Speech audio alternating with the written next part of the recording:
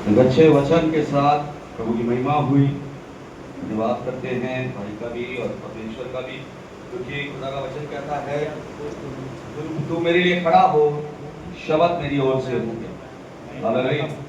मेरे अजीजों, खुदा का वचन हमारे जीवन में एक नया पन देता है।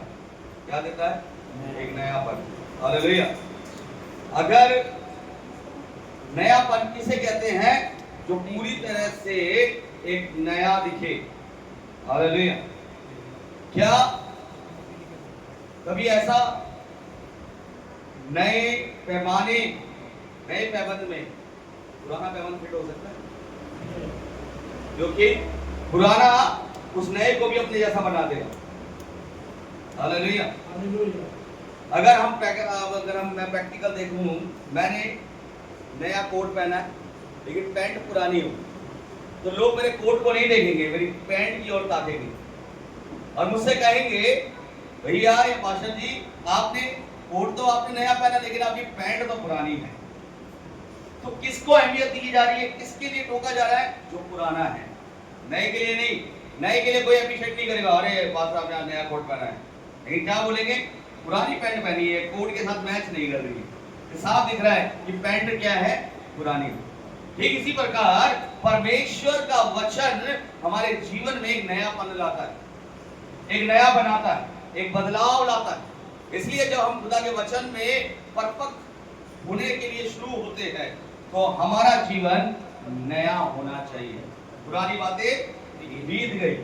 हालेलुया।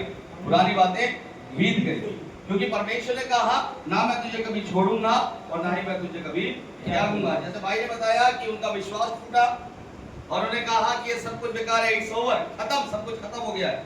परमेश्वर ने उसी समय अपनी योजना के तहत अपने बेटे को दोबारा विश्वास में क्या किया? परिपूर्ण कर दिया। हालेलुया। और मनुष्य, मैं हूं या आप हूं, परमेश्वर जानता है मैं मनुष्य किससे डरता है? अपने आप से। अपने आप को खोने से डरता है, अपने आप पे नुकसान पहुंचने से डरता है। इसलिए जो वो योजना हुई, पंखा गिरा और उसके सडनली कुछ मिनट पहले ही बहन की तरफ से, यानी परमेश्वर ने अपनी रूह का मसा किस पर उड़ेला? एक बीमार व्यक्ति पर। हालेलुया। अच्छे खासे व्यक्ति पर नहीं, एक बीमार व्यक्ति पर उड़ेला। जब उन्होंने कहा कि मुझे वॉशरूम आ रहा है, यानी परमेश्वर ने अपने शब्द अपनी बेटी पर उड़ेले। हालेलुया। अगर वह ना बोलती तो शायद आज कुछ और ही होता, हमें आज कुछ और होता। लेकिन खुदा का वचन कहता है कि ना मैं तुझे कभी छोड़ूंगा और ना ही मैं तुझे कभी त्यागूंगा। हालेलुया। इसलिए जब हम खुदा के साथ चलते हैं मेरे अजीजों, तो परमेश्वर कहता है कि तू मेरे लिए एक कदम बढ़ा, मैं तुझे 10 कदम अपने आप लेकर चलूंगा। हालेलुया। तू मेरे लिए एक कदम बढ़ा, तुझे 10 कदम कब चलना पड़ जाए तुझे पता भी नहीं चलेगा। इसलिए मेरे अजीजों, आज जरूरी है कि हम परमेश्वर की उपस्थिति में बने रहें। परेशानियां आती है, मैं जानता हूँ, दिक्कतें भी आई, नाना प्रकार की समस्याएं भी उत्पन्न होगी, लेकिन परमेश्वर हमें हिम्मत भी तो देता है उस समस्या से लड़ने का, हमें ताकत भी तो देता है, हमें बुद्धि भी तो देता है, हमें ज्ञान भी तो देता है। फिर हम क्यों होते रहते हैं नहीं हमारे जीवन में शैतान का काम है, हमारे जीवन में ये है, हमारे जीवन में शैतान से लड़ने की परमेश्वर ने हमें सामर्थ भी दी है। बस शर्त ये है कि हम उसके वचन से रूबरू होंगे तब। अगर उसके वचन से रूबरू नहीं है, फिर हम शैतान के दबाव में आकर परमेश्वर से दूर हो जाएंगे। खुदा का वचन कहता है कि जब एक ने कहा, मैं अपने भाई को कितनी बारी माफ करूं? कितनी बारी? 1 बारी, 2 बारी, 7 बारी? परमेश्वर ने क्या कहा वहां पर वचन में? कितनी बारी माफ कर? पता है कितनी बारी? 7 से 70 गुना माफ कर। लेकिन अगर तब भी नहीं मानता, क्या कर? तुझे उसको अपने हाथ में छोड़ दो। आमीन। आपको पता है, जब हम इफेक्ट लगाते हैं, हम किसी के साथ एक संबंध बनाते हैं परमेश्वर के वचन को लेकर, और वह समझ जाता है तो वह आशीषित है। लेकिन आपको पता है कभी कभी हम ये सोचते नहीं हमें से बचाना है, हमें से बचाना है, लेकिन परमेश्वर ने कहा तू उसे उस पे हाथ पे छोड़ दे, क्योंकि जो योजना मैं तय करूंगा वह तू नहीं जानता कि उसके जीवन में मैं कौन सी योजना तय करूंगा। हालेलुया। इसलिए खुदा का वचन, जैसे कि वचन में पढ़ा कि आदि में क्या था? वचन। हालेलुया। फिर आया नमक का स्वाद अगर बिगड़ जाए तो किससे नमकीन किया जाए? वो कहां आएगा? पाँव में रोतने के लिए आएगा। हालेलुया। हम सब जानते हैं, हम सुनते हैं, अगर पढ़े लिखे नहीं है तो सुनते हैं, और बाइबल तो साफ कहती है विश्वास सुनने से और सुनना परमेश्वर के वचन से। हालेलुया। वहां कहीं पे भी बाइबल या खुदा का वचन ये नहीं कहता कि पढ़ा लिखा होना जरूरी है, वहां लिखा है तेरे विश्वास का होना जरूरी है। हालेलुया। जो तू सुन रहा है क्या उसे तू ग्रहण कर रहा है? जो तू सुनता है उसे क्या ग्रहण करता है? हाँ, मैं वो ग्रहण तो करता हूं, लेकिन मैं संसारिक बातों को सुनकर उसे ग्रहण करता हूं, लेकिन आत्मिक बातें जो है इस कान से सुनता हूं और उस कान से निकाल देता हूं। ये किसकी गलती? परमेश्वर की।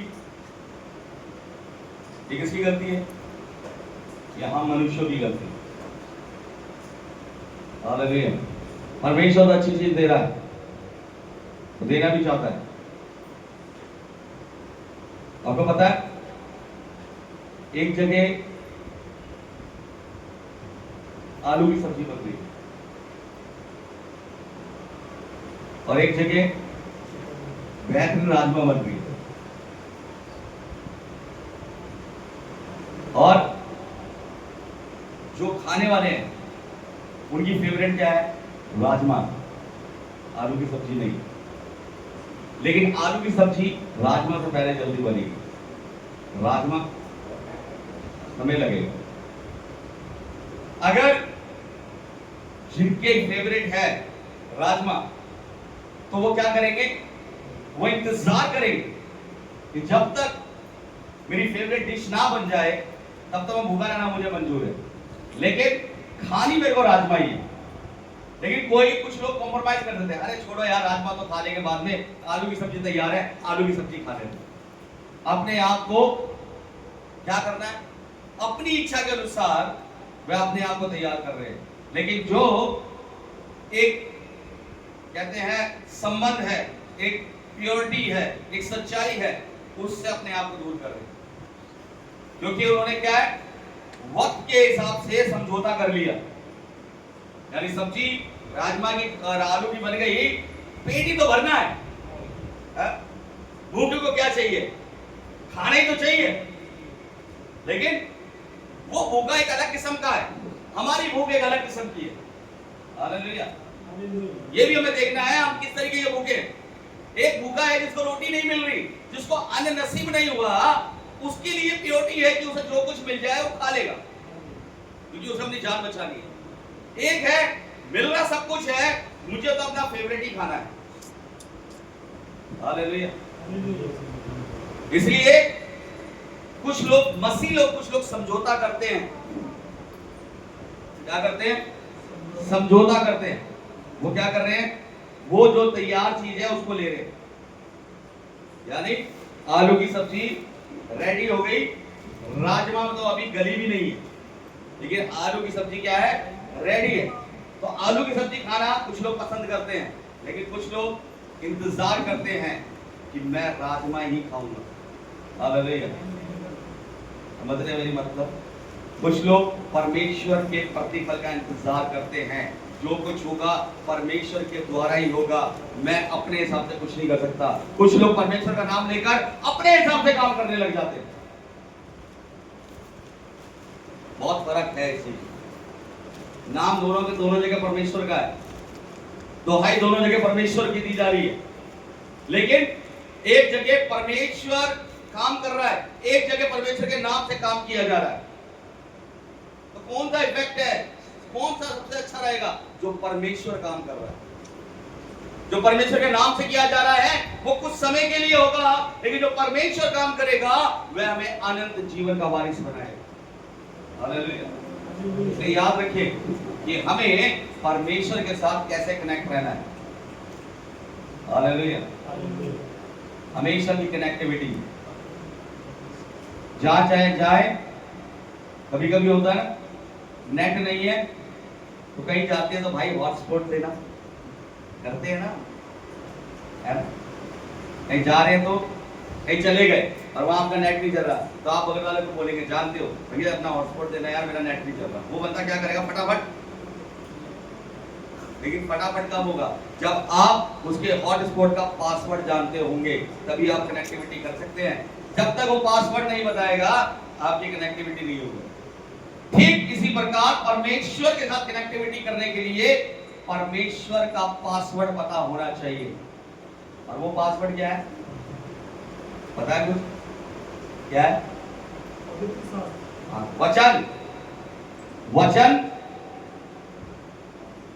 को ग्रहण करना, रिसीव करना। हालेलुया। कनेक्टिविटी कैसे आएगी? रिसीव करने के टाइम आएगी। इसलिए याद रखें कि हम अगर जो सुन रहे हैं। अच्छा मुझे बताएं, लास्ट समय मैंने बताया था सेवा, कितने वचन बताए थे? कोई बताएगा कितने वचन बताए थे? 20।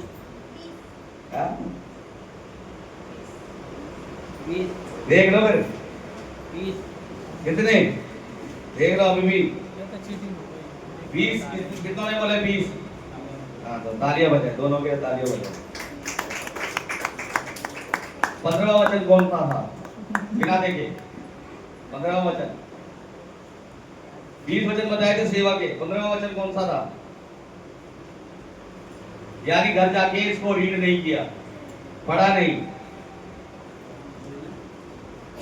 यानी पढ़ा नहीं। कितने लोग आए थे पिछले संडे?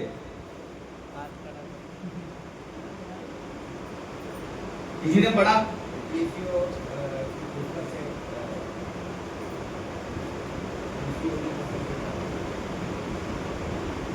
नहीं पढ़ा ना? अरे पास्टर तो बोलता रहता है क्या सुनता है इसकी है? जिस दिन परमेश्वर ताड़ना देगा तब पांच छठी सुनेगा, पांच छठी प्रार्थना कर दो। पास्टर क्या है? पास्टर तो बेवकूफ है, तो वचन के अलावा कुछ काम ही नहीं करता। पास्टर क्या है? पास्टर तो यार सिर्फ बाइबल ही बताता रहता है यार। छोड़ो यार इसको यार, जीवन का बताए, कुछ मनोरंजन, कुछ सेलिब्रेशन बताए। ये तो सीधा मरने की बात करता कि मरोगे उसके बाद क्या करोगे। कोई नहीं। तो क्या करें हम? जय मसीह। क्या करें हम परमेश्वर से कैसे कनेक्ट हो यार? जब वचन आपके सामने आता है ना, उसे घर तो सच बताओ, कितने लोग घर जाके यहाँ के वचन को पढ़ते हैं? जब यहाँ वचन होता है संडे को, कितने लोग उस वचन को बाइबल खोल के देखते हैं? घर जाके पढ़ते हैं, उसको रिवीजन करते हैं। कितने लोग पूछते हैं, प्रभु आज का वचन मेरे लिए क्या है? आज का वचन मेरे लिए क्या उद्देश्य है? मेरे लिए क्या है ये वचन मेरे लिए? मैंने तो वचन सुना, लेकिन मैं खुदावन तुझसे पूछता हूं कि ये वचन मेरे लिए क्या है? नहीं करते ना? सामर्थ्य कलीसिया कैसे बनोगे? सामर्थ्य कलीसिया कैसे बनोगे? ध्यान रखो, जो वचन होते हैं उसे नोट करें। क्या करें? नोट करें। नोट करोगे कैसे? डायरी तो लाते नहीं हो आप लोग। पास्टर ही खरीद के देते तो रख लेंगे हम क्यों खर्च करें? पास्टर खरीद ले, जो कुछ करना है। पास्टर ने मुंह दिखाना है परमेश्वर को, हमें कोई दिखाना है। पास्टर का न्याय पहले होगा, हमारा कोई होगा?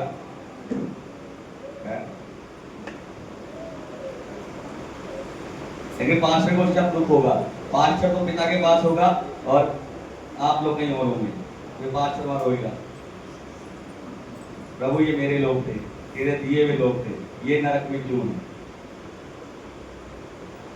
परमेश्वर कहेगा जब इसने हमारे मेरे दिए हुए वचनों को, मेरे दी हुई अगुवाई को तेरे द्वारा नहीं माना, इसीलिए नरक में। अगर ये मान जाते तो आज तेरे साथ होते। समझ गए आप?